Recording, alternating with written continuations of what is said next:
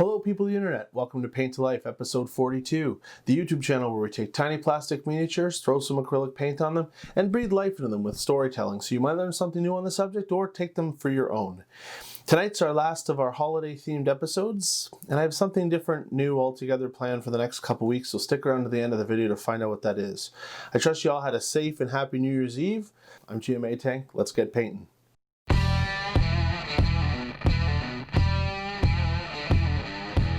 Alright, so last week we had our Secret Santa gift episode, and we learned about Urag, the orc captain. So if you missed that, and who am I kidding, a lot of you did, since it was released right on Christmas, you can click the link there to check it out, or after this video, the link is down in the description.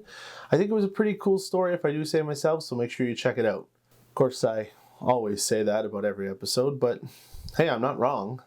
This week we're on the other side of the gift coin, and that is the miniature that I took and painted for my Secret Santa, who was Patchwork Em. When I first contacted Patchwork Em to discuss this collaboration, we decided her contribution would be her current active D&D character. I would paint something for her and then write a story that incorporates her character's backstory into the project. I also asked her what her favorite color of dragon was, and she replied purple and metallic, and thus this episode was born. Some quick preliminary work. This is Lolli, the Drow Druid, created and painted by Emily, and she's going to be figuring into tonight's story. So for those of you who don't know, Drow elves are almost 100% inherently evil, and are as such maligned and prejudiced accordingly in the Forgotten Realms. This is pronounced Drow, or incorrectly Dro, also known as Deep Elves, Dark Elves, or Night Elves. They're a dark-skinned subrace of elves that predominantly live in the Underdark, which is like the underworld of Faerun. They're a matriarchal society feared and hated due to their cruelty and slavery, although some non-evil and even a smaller number of good aligned Drow do exist. So who is Lolli, the kind-hearted Drow Druid? Even at a mere 4 years of age, Lolli was an interesting and unusual child. She was always crawling around looking for scurrying insects to eat, a dietary habit she would carry well into her adulthood. And she was also extremely happy, a living contradiction to everyone else around her. She took a liking to one of the dwarven stonecutters named Rogan that were working for her family, and she snuck him some food. You have to understand, this event might have meant death for Lolli by the hands of her own mother, no less, so it was quite an act of kindness. Now, not long afterwards, a rival family's plot to overthrow Lolli's family finally happened, and they were all killed. In the chaos, Rogan, the dwarven stonecutter, was wounded, but managed to grab the young Lolli and helped her escape the bloodshed. Now, after days of travel, Rogan finally succumbed to his injuries, but Lolli was able to see an exit from the Underdark to the surface world. And despite the sun badly blinding her sensitive eyes, the breeze and sound of the trees were therapeutic to the young girl. Through squinted eyes, she found herself wandering down the Cloud Peak mountain range into the forest, face looking up into the vastness of the sky above between the treetops. It was there that she came across an immense amethyst surrounded by many wild animals, just peacefully sitting. It was the most beautiful thing she had ever seen. Suddenly, a calming voice spoke to her in her head, in a language she had never heard before but could understand. Child, you are the first of your kind that I have seen.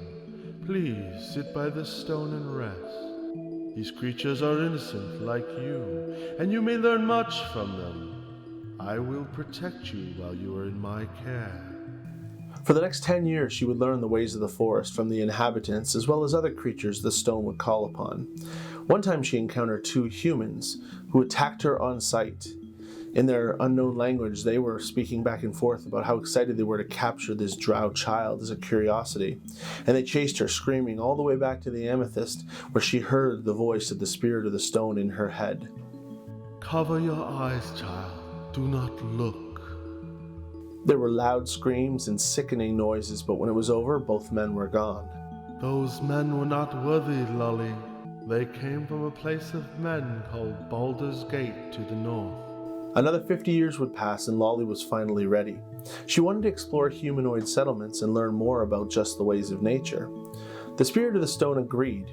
It also wanted to learn about more things, so 3 large chunks of the amethyst broke from it and floated to her to exchange for goods and services. It also warned her not to trust humans with knowledge of this location or else it would be disastrous.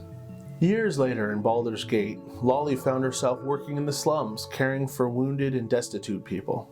It was terrible work that paid next to nothing, but she absolutely loved it. She would always bring flowers to her patients, and they would bloom beautifully and have the most magnificent fragrance. As a drow, she would often be slandered and discriminated against, but she was so aloof and non-threatening that most people who knew her were quick to jump to her defense and keep her protected from any harm. Now one day she had just finished treating the man with the small dragon construct on his shoulder when her friends Lufia and Renton arrived. She embraced them both and gave them big, wet, sloppy licks on their cheeks as a sign of affection, as she would often do. Now these friends had only known Lolli for a few months and were scheming secretly to take advantage of her, and she was none the wiser. See, Lolli would give you her own shirt off her back if you needed it, and these two knew it. Both Luffy and Renton were humans, native to Baldur's Gate. So, Lolli, you told us today you would tell us where you got all these valuable amethyst gemstones. Lolli always did have a lot of them, and she would always overpay for the most rudimentary, menial things, twirling her long silver white hair and say, "Keep the change." Come on, we're good friends now. We bought you that hat you wanted so badly. It was a handsome hat, she remembered. She had given it to an innkeeper who was worried about his balding head. I told you before, sillies. It's for my big space rock in the forest, but I can't tell you where because you're humans. Now let's go to the Dock and Talk for dinner. Now the Dock and Talk was a disgusting tavern in the Harbor District with loathsome food and service, but had the best cockroaches this side of the wall. Days later, and Luffy and Renton were at it again. Hey Lolli, I want you to meet our good friend Wayne. The two lifted the squat man's hair, revealing haphazardly glued-on ear tips. Hello, I am an elf named Wayne. Hiya, I'm Lolli. What is the source of these brilliant amethysts that you keep handing out, Lolli? It's in the Cloud Peak Mountains, but there's a guardian spirit there. It's very dangerous. The three ask her what the guardian is, to which she replies, "It's a voice in my head." Renton and Lufia say, We'll take our chances, Lolli. We just want to see this beauty and meet all your animal friends you always talk about. So they head out. Lolli transforms her shape into her favorite thing, a panda bear. She'd seen it once in a traveling circus from the Vast. It looks exotic, but it's extremely slow to walk and makes the trip take longer than it must, much to the frustrations of her company. Hey Rent, when we get to this stone, say she's telling the truth. What do we do with her?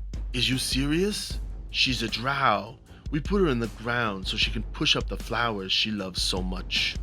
Now after walking a few days, they enter the woods and eventually a clearing where the massive amethyst shines in the sunlight, reflecting beams of purple light like a disco ball. Hello, spirit. I'm home. Her deep dark skin glitters in the sunlight coming down from the canopy. Renton nods to Lufia. Both draw daggers and approach Lolli's back. Suddenly an immense purple dragon appears on the ledge atop the amethyst, angrily gazing down at the two humans who are approaching her beloved Lolli, who then both freeze in their tracks. Lolli, I thought you said the guardian was a voice in your head. It is, silly. That's just Nebulous the dragon. She's not the guardian, she just likes to hang out by the stone. Why are you holding daggers? That's ridiculous, Nebulous. These are my friends. You two weren't gonna hurt me, were you? No, of course not. See? Calm down, Nebulous. Did either of you want to use your daggers to break off some of this stone? Nope, just wanted to see its beauty. So, we quietly walked back to Baldur's Gate, and I never saw Renton or Lufia again.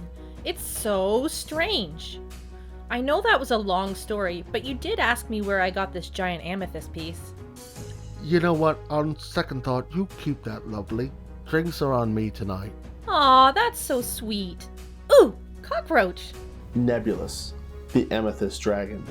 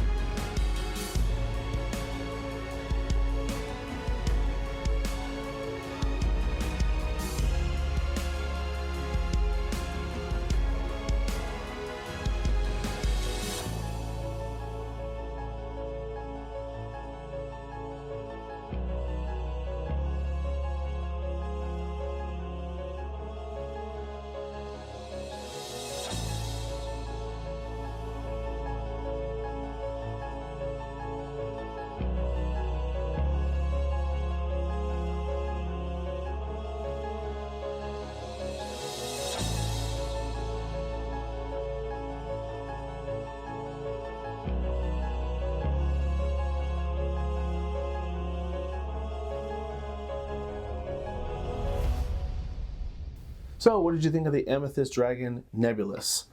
I don't have her for the shelf, as I've mailed that off to Patchwork Em for her Christmas gift. So Emily, I hope you liked it, and I hope you enjoyed the story I made for her and your D&D character, Lolli. Now for the next couple weeks, I'm going to be out of town on assignment, so I'm going to be doing a special episode of Paint to Life, a first if you will. Next Saturday night, I'll be doing my very first YouTube live stream, where I'll be using this Adventurer's paint set to paint the miniature that comes with it out of my home location, just with the stuff that comes in this kit, just to see kind of how it goes. I'll be giving these new paints a try for you and let you know the quality and the result and what I think of them, and possibly recommend you a starting paint kit for you to get started in the hobby. I've never used paints outside of the ones I use for Paint to Life, so it'll be new for me. I'll give an idea of what I think of the quality and the result, and we'll discuss them. So next Saturday, January 9th, 2021, that'll be the live stream. I'm thinking it's going to be around 9 o'clock Eastern time, but you should check the YouTube Paint to Life channel for details. If you want to drop into the chat and see me live painting, that's where you can find it. Then the following week after that, I'll be presenting my finished mini with the story as usual.